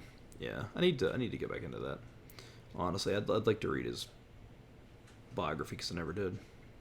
Duolingo has done a great job, although having learned a lot of Spanish and French and having a German girlfriend for a couple of years helped me recognize the root of almost every Esperanto word. I mean, you're not wrong. That's a pretty big. It makes up a lot of Esperanto words there. There was absolutely. I remember at the beginning it would be like even if you're saying I have a cat, me have a cat on like it's okay. All those words are pretty much the same. Like. Speaking of which, my cat is trying to eat this bag. Stop eating the bag. Quit. Come over here. But that helped me. That helped me a lot. And then again, what's crazy is like we don't. I don't. And at the time, I definitely didn't speak Spanish. But even the words that were from Spanish descent, I still had a pretty easy time picking up. And I guess just because it is so similar to English. Right. How did you deal with? I'll touch on a couple more things, and then we'll go ahead and because we're about an hour and a half in. Luke says I'm gonna head out now and get my Anki done, and then get ready for class. Catch you later. Good luck with your Japanese. Thanks, Luke. Appreciate it, man. Thanks for stopping by. Caleb says love the stream. Please do this more often. I do, man. I stream. This is my 11th stream in 2 weeks for language interviews. If you like language interviews, I'm doing them. I have one coming up Saturday night at 10 p.m. I have Lindy Boitez. And then Sunday night I have a girl named Valeria that does content on YouTube as well. Valeria, hopefully she didn't see me forget her last name. I'm friends with her on Facebook and we chat from time to time. I'm not good with names. But with, what was I saying? With Esperanto... What was I talking about? Do you remember what I was talking about? No, I completely lost it. We'll have to watch back the stream and do what we said. I was trying to think of what I was talking about leading into that. I was going to ask something about... Okay, hold on. I was talking about from where the words were so similar to English, even though we don't speak Spanish, I could still pick up a lot of it. Crap. Anybody in the chat that can help me out? If you remember what I was saying, you may not. But yeah, I don't know what I was saying. But at any rate, damn, okay, the dang notification doesn't work then. Love your channel. Oh, yeah. I don't know why the notification doesn't work. If you follow me on social media, I post, I usually post them a little bit before. Usually they're at night, but noticing Esperanto words. Noticing Esperanto words. Did you notice Esperanto words? What was I going for that? What? Oh, man. Dude, my brain. You said a little bit about like mi havas katon, right? So Right. like recognizing like most of that comes from like English sort of words, and then your cat was doing something. Yeah, my But cat I was, don't know. my cat was trying to eat the bag. But it sounded like you were gonna make a point, right? But I'm not sure. Yeah, maybe. I mean, maybe just. Oh, I think similar. Yeah, talking about similarity of words. Do you think so? Like, again, everybody says it's easy, but do you think that part of the reason that specifically for English, is just because of how similar it is? Because I mean, dude, there's so many words that are, and even if words aren't the exact same, like to catch is capti. Like it's still very similar, right? Yeah. So I'm just wondering, the idea of ease is that just because like 30% of it is English, 30% of it is Spanish. You know what I mean?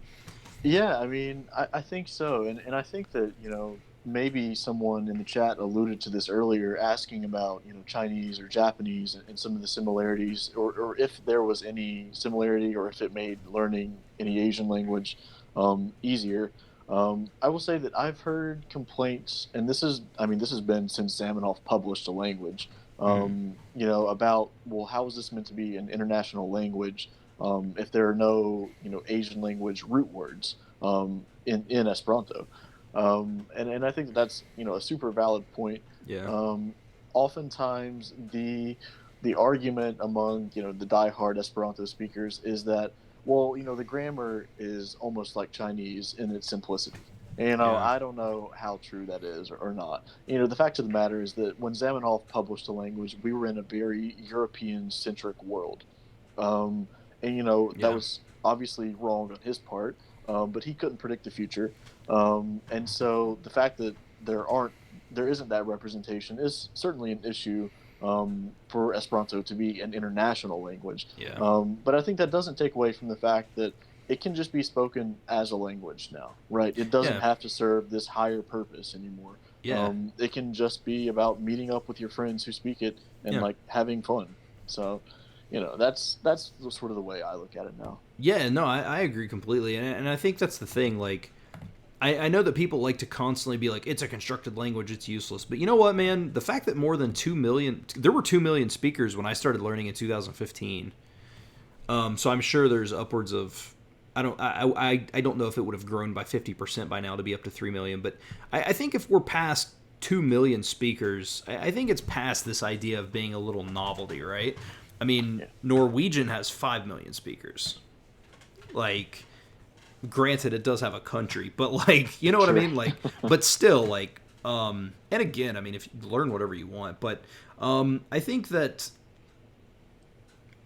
I don't know, man. I don't know what the hatred of it is for.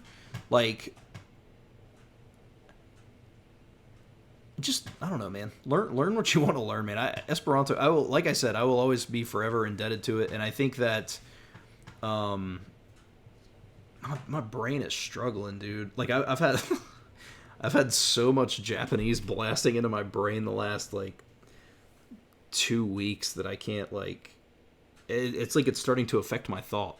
Hopefully, Sure. Well, not to mention the fact that hopefully you've it's a been good doing thing. like 12 of these podcasts already. Yeah. So, like, that takes a toll for sure. Yeah, that's why I had a guy send me a message on Twitter, and he was like, "I can do it anytime." And I was like, "I already got 3 scheduled this week, man, and like, I can't keep doing like 5 and 6 a week. Like, I gotta, I still want to do it. Like, I still want to continue doing the interviews, but I got to take a little bit of a break. But anyway, I don't know what I was saying there outside of just Esperanto is. Were we talking about people being negative on Esperanto?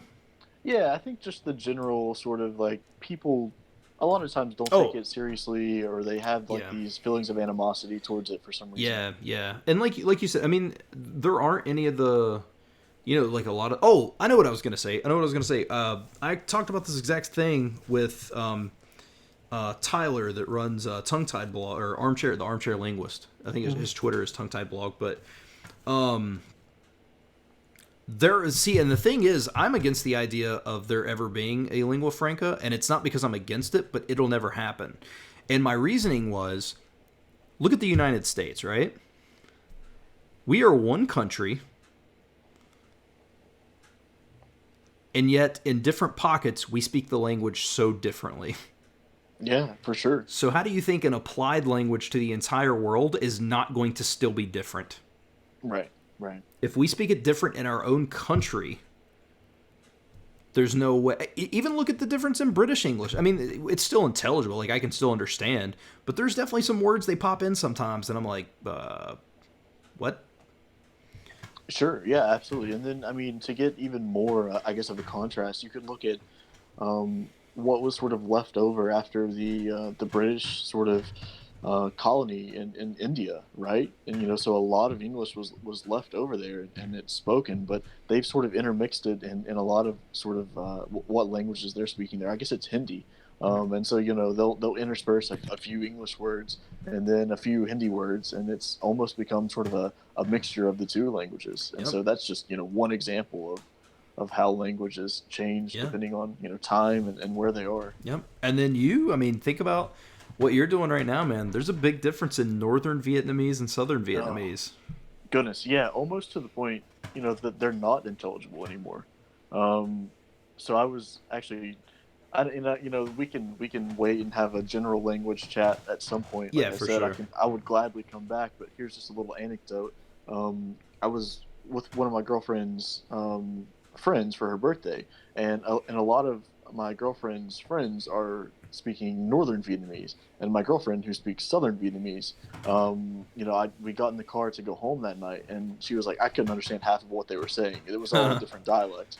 And I was just thinking, like, wow, I can't even imagine, like the evolution of the language. It's the same language, but at this point, it's like there's so many differences. Yeah. It's almost crazy to call it the same language. Yeah, like it would be crazy to go to Vietnam and like learn. Hanoi is in the north, right? And Ho Chi Minh is south. So like, right. if you go to Hanoi, and you learn Northern Vietnamese, and you're like, all right, well, Vietnam's not that long. I'm gonna go down to Ho Chi Minh City here, and I can't understand anything.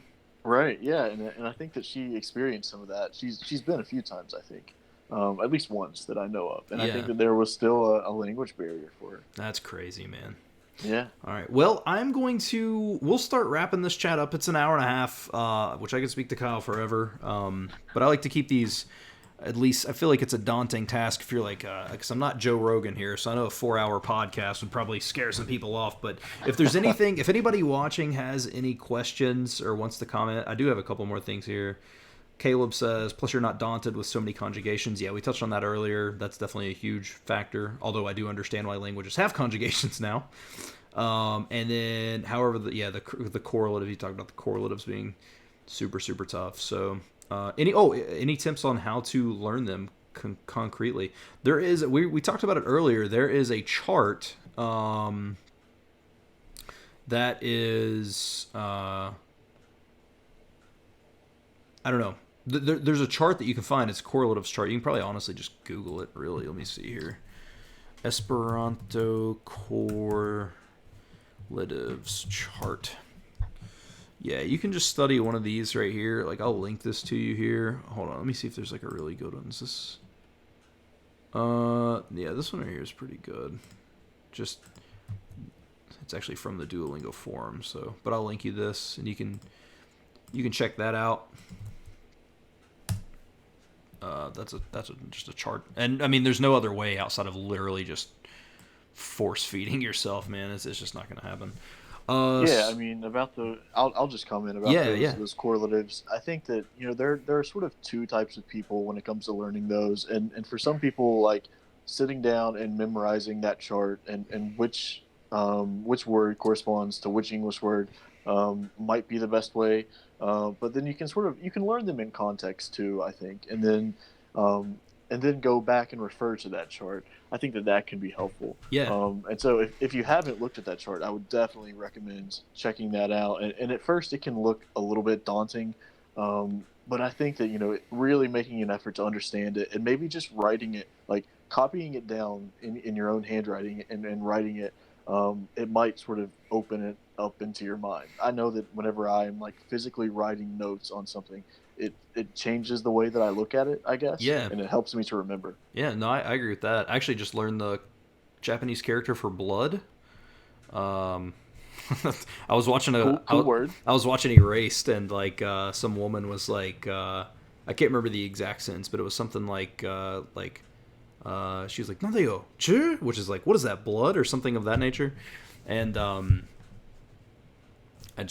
was like, blood, that's a cool word. All right, I'm gonna learn that, and so I wrote it down. But yeah, Caleb, if you want to be, you send me a message on either Twitter or Instagram if you want to be on the show, because I mean, I'll talk to anybody. All right, this will be the last thing. I mean, if you have any further things, like, let me know. But like, it says I worry about the next couple hundred years about language diversity because I think that everything will probably become Romanized or heavily influenced by English. I do not think that, and the reason I say that is because there's a lot of countries that push back against that. Now I know that you're probably thinking like, oh well, in Chinese they have pinyin, and in Japanese they have the romanization, but that's not used there. That's specifically for English speakers learning that language. So the idea, like if you go to Japan, you're not going to see the romanization because that's literally just a tool for English speakers to learn the sounds of hiragana, katakana. If you go to China, you're not going to see the pinyin on stuff. You're just going to see the characters. So there's a lot of people pushing back against that, and there's other languages that are kind of picking up. Like I know in Europe, like German is picking up pretty big, like in terms of like almost like being like the language of business there. The problem is so much stuff is controlled by English speaking countries, right? Like America has so much media in terms of like movies and TV and stuff, and like that's where a lot of the content comes from. But I don't think English would never take over. English is too much of a hassle to learn. It would never. I don't think it would ever take over. Personally. Let me see. Is that it? Oh, do you have any comments on that? In terms of everything being influenced by English. No, I mean, I think it's a valid concern, and especially, I look at it from the perspective of maintaining one's, sort of your heritage Okay. language, your Yeah. heritage language. I think that a lot of times, we have immigrants to the country, and probably they struggle between wanting their children to learn English, but also not wanting them to lose their own sort of heritage or mother tongue or whatever Right. that might be.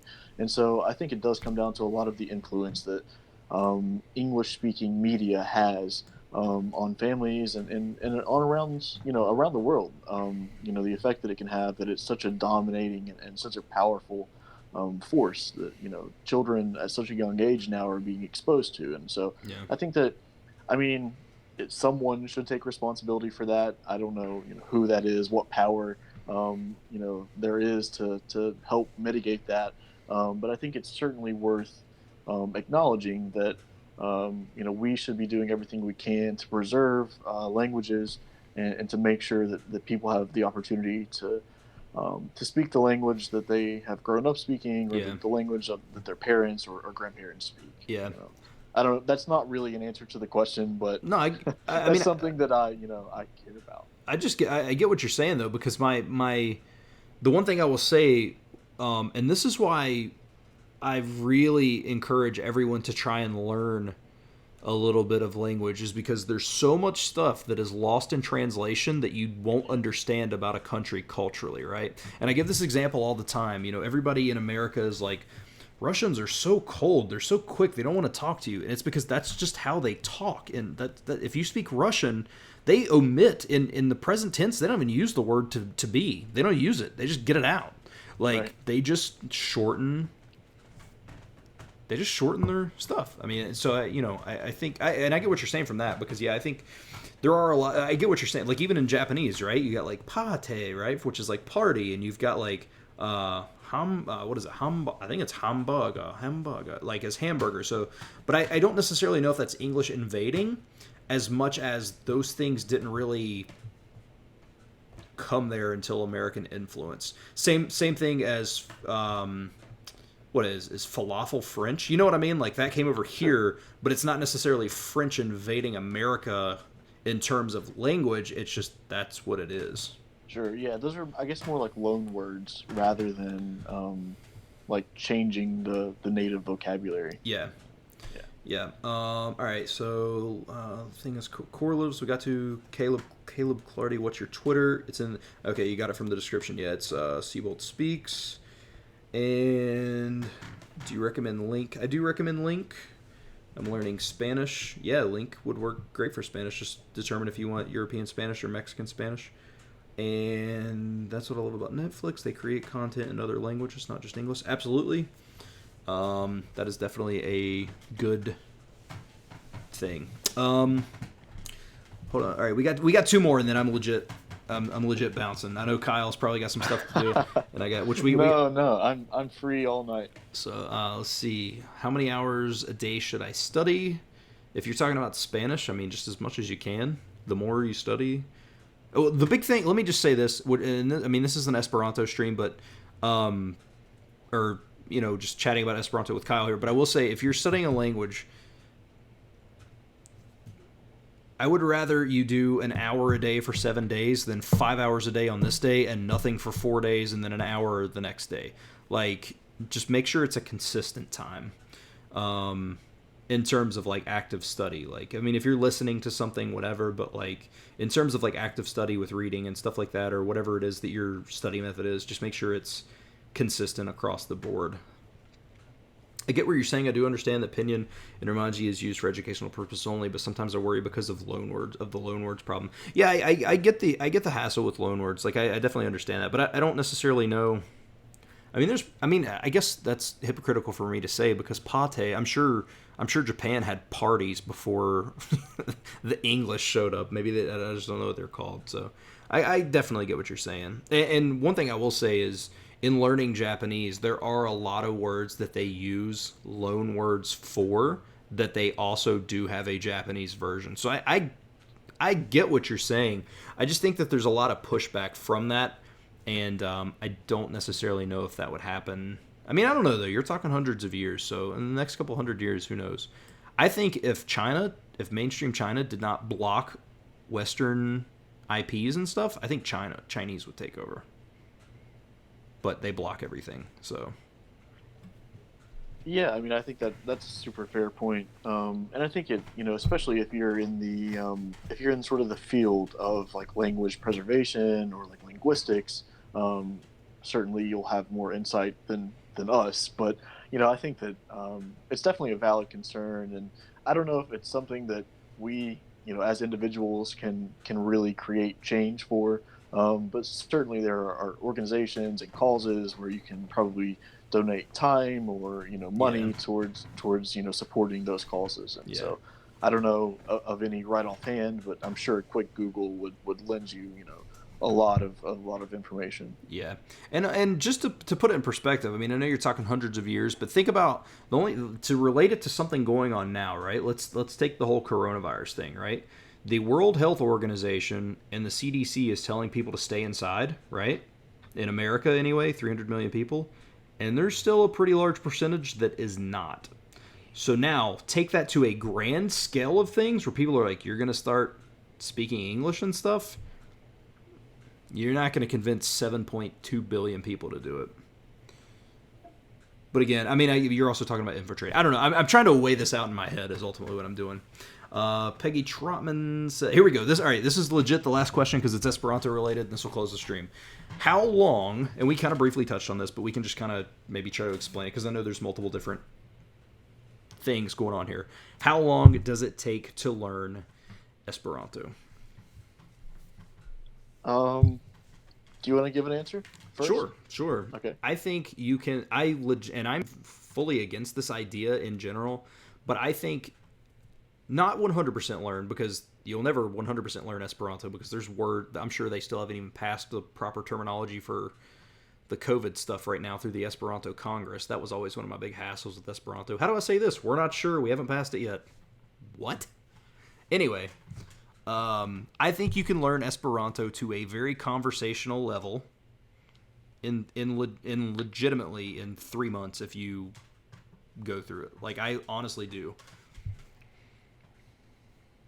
Okay. Yeah, I mean, I would say that you could learn to a conversational level in 3 months. I think what you run into in such a short frame of time is the amount of vocabulary that your brain can sort of retain that quickly, right? Yeah. A lot of it has to soak in.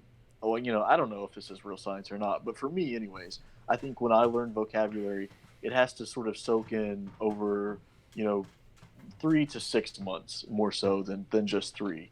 I think that you could have conversations at 3 months. I think you could have really good conversations at 6 months, and I think that it's plausible to say that you're fluent after a year of study. Yeah. I really do. I can agree with that.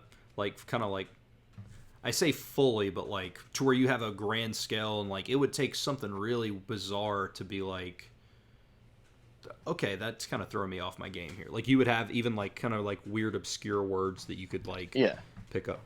I can agree sure. with that.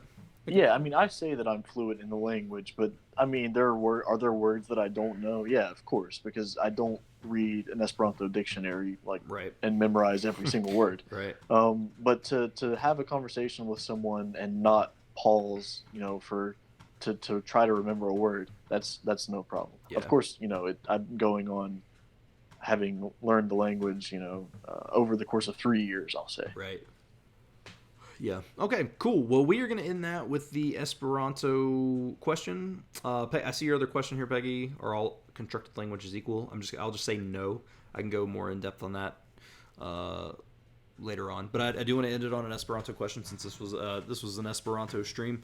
Kyle, thanks for joining, man. I appreciate it. It was super cool. Always a pleasure to chat. It sucks. Yeah, man. Sucks that we can't chat in person. I mean, I guess we could, but it's a long drive for a coffee. Yeah, for sure. But who knows, man? Maybe one day we can get to Pennsylvania, or if you come back down here Yeah. for some family or something. I don't know. So Yeah, um, for sure. I'll be home sometime, right? yeah, I mean, as soon as the travel ban is up and all that, I'll not travel ban, but social distancing and stuff like that yeah, is over. There will be times where I head back home. yeah, So for sure. Well, yeah, cool, man. I appreciate that, guys. I'm gonna end the stream. Thank you all for watching. Follow me on. You can follow me at Seabolt Speaks on everything. Kyle, social media. Do you want to plug anything? I have. sure. I mean, if you want to follow me on Twitter, it's at Kyle Does Lings. I haven't been as active on there as I would like to be. I'm sort of in between languages right now. I think Jonathan and I were maybe planning on doing another one of these where we Yep. just chat about our experiences with languages in general. So you can see me again soon Hopefully enough, soon. I guess. Yeah. Yeah. Absolutely cool. And I do have his Twitter linked in the description below. If you like these live streams, I will be back Saturday night, 9 p.m. Eastern time. That's New York time. Lindy Boitez, and Sunday night with Valeria. So that was my cat making a meow sound. So he wanted to say hello. Thank you all for watching. I'm going to end this stream, and I hope to see you guys very, very soon.